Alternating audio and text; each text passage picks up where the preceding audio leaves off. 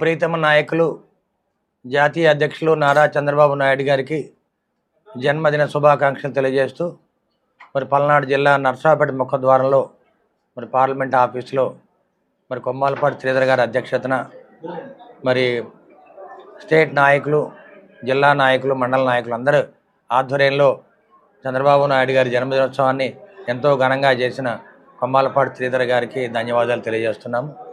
అదేవిధంగా పల్నాడు జిల్లా తెలుగుదేశం పార్టీ అధ్యక్షులుగా నూతనంగా ఎన్నికైన కొమ్మాలపాటి శ్రీధర్ గారికి సాగరంగా ఆహ్వానిస్తూ మరి వారిని వాళ్ళ పార్లమెంటు సీట్లో కూర్చోబెట్టడం జరిగింది పల్నాడు జిల్లా అధ్యక్షులుగా.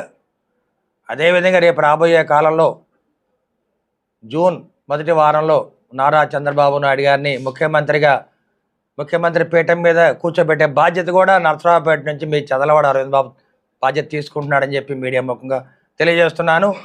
అదేవిధంగా నర్సరావుపేట గడ్డ మీద అరవింద్ బాబు తెలుగుదేశం పార్టీ జెండా ఎగరేసి చంద్రబాబు నాయుడు గారితో పాటు అసెంబ్లీకి వెళ్ళి వారిని సీఎం సీట్లో కూర్చోబెట్టే బాధ్యత కూడా మరి ఇక్కడ మేము తీసుకోవడం జరిగింది. అదేవిధంగా ఎన్నికల షెడ్యూల్ వచ్చిన తర్వాత వైసీపీలో ఉన్న అవినీతి దుర్మార్గాలు ఇవన్నీ భరించలేక ఎంతోమంది వైసీపీ నాయకులు, కార్యకర్తలు మరి తెలుగుదేశం పార్టీలోకి వలసలు రావడం జరిగింది. ఒక ఉమ్మడి అభ్యర్థిగా తెలుగుదేశం పార్టీ, జనసేన, బీజేపీ అభ్యర్థిగా మీ చదలవాడ అరవింద్ బాబు నర్సరావుపేటలో మరి పోటీ చేస్తున్నాడు. దానికి అండగా జనసేన, బీజేపీ నాయకులందరూ కూడా అండగా ఉండటం జరిగింది.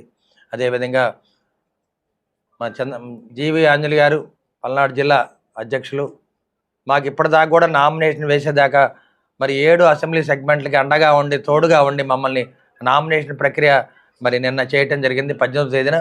మరి తర్వాత కార్యక్రమాన్ని కొమ్మాలపాటి శ్రీధర్ గారు మరి ఎంపీ శ్రీకృష్ణ దేవరాయలు గారిని ఎంపీగా పార్లమెంట్కి పంపించే బాధ్యత వారే తీసుకుంటారు.